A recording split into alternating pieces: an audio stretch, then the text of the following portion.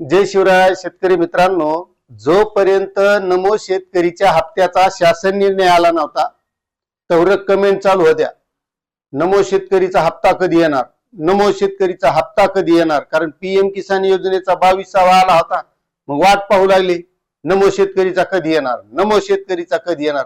बरं आता ही कोण आलाय ना शासन निर्णय, हे कधी ना कधी भेटणारच आहे ना। कारण शासन निर्णय काढला म्हणजे हे पैसे द्यावाच लागणार आहेत त्याला, याच्यात काही चिंता करायचं काम नाही। मग आता सुरू झाले, किती तारखेला येणार, किती तारखेला येणार। तुम्हाला तारीख माहित असली तरच सांगा, तारीख माहित असली तरच व्हिडिओ करा, विनाकारण व्हिडिओच करू नका। आता असं नसतं भाऊ, कारण शासनानं निर्णय काढला म्हणजे त्याला द्यावाच लागणार आहे। बरं त्याची लय अशी मनमोकळेपणानं मानसिकता असते द्याची, तर मागत नसता का त्याला।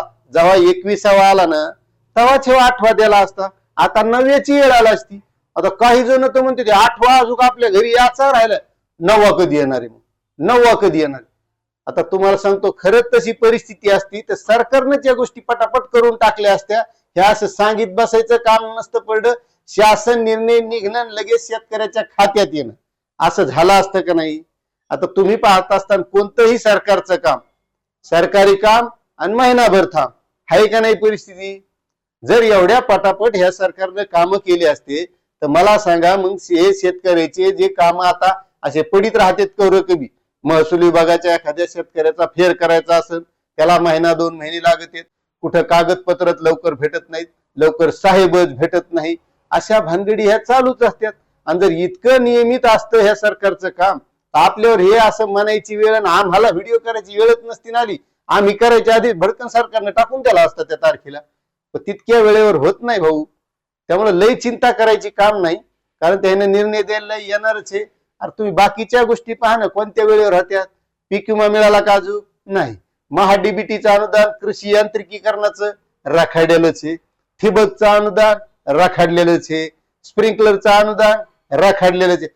असं मला सांगा की कोणतं वेळेवर होतंय म्हणून येऊन नमो शेतकरीचा हप्ता गेले तारीख सांगूनच येणार आहे, असं कधीच होत नाही। आणि जर तसं झालं असतं तर आपले शेतकरी सुजलाम सुफलाम असे लय मजेत असते, मात्र तसं कधीच होत नसतंय। त्यामुळे त्याने आता शासन निर्णय काढलेला येणारच आहे, त्याच्यात काही चिंता करायची काम नाही, काय नाही। आणि आपल्याला बी जर याची खरंच गरज असेल की असं काहीतरी चांगलं घडावं, तर त्याच्यासाठी आपल्याला बी काही गोष्टीत पुढाकार घ्यावा लागतोय। पीक विमा मिळणं, अनुदान मिळणं, शेतकऱ्याच्या शेतीमालाला भाव मिळणं। आपण काय करलो, नुसतं इकडे त्या व्हिडिओलाच कमेंट, पण आपण बी त्याच्यासाठी काहीतरी केलं पाहिजे, त्यासाठी पुढाकार घेतला पाहिजे। आता डिजिटल युग हे एआयचं युग, हे एआय करले शासन, आता शेतीमध्ये एआय आणणार आहे, तसं आपल्या बी डोक्यात एआय आणा ना, त्या पद्धतीने आपण चाललं पाहिजे।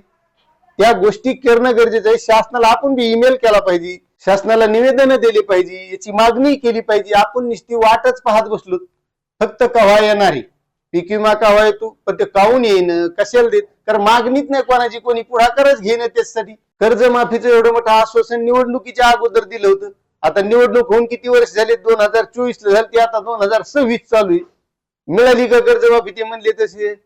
त्याच्यामुळं आपल्याला बी ह्या गोष्टीचा विचार करावा लागेल। आपण काय दिलं तर घेतलं, नाही तर गप बसलं, असं काम आहे आपलं।